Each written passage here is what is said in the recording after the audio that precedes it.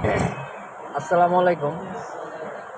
এই মোবাইলটার আমি ভিডিও এর আগেও দিছিলাম যে মোবাইলটার আমি 400 টাকা বিল করে এরপরে মোবাইলটার কাজ করে দিছিলাম। মোবাইলটা হঠাৎ বন্ধ হয়ে যাইতো আর চালু হতে যাইতো না, তাই আমি খোঁজা দিয়ে কাম করে দিছিলাম, ভিডিও দিছিলাম।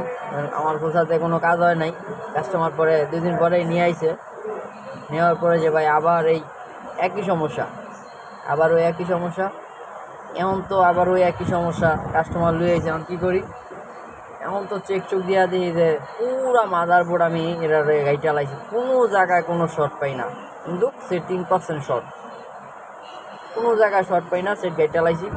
এরপরে দেখি যে এইটার সমস্যা হইলো সিপিও থেকে আর পাওয়ার আইসি থেকে দোনোটাই রিভোল্ট দিতে হবে, যে কোনো একটা রিভোল্ট দিলে হবে না, দোনোটাই রিভোল্ট দিতে হবে।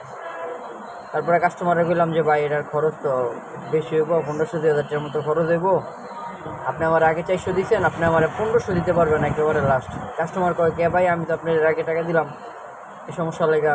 কাস্টমার তো পুরা নিয়ে ঠেলে। পরে আমি বললাম ভাই আপনি 2-1টা দোকান দেখেন, সবাই যা বিল বলবো তার থেকে আমার আপনার 400 টাকা কম দিয়েন, সমস্যা নেই। ওই 400 টাকা আমার কম দিয়েন, সবাই যা বিল করবো হ্যাঁ থেকে আমার 400 কম দিয়েন। সবাই এক একজন এক এক বিল চাইছে। পরে আসে কইতেছে কয় ভাই আচ্ছা ঠিক আছে তাহলে। পরে বুঝতে পারছে কয়েকটা দোকান দিকা, পরে আলা সিকিউরি বলতেছি, পাওয়ার আইসি বলতেছি, এরপরে ইনশাল্লাহ হইছে কামটা।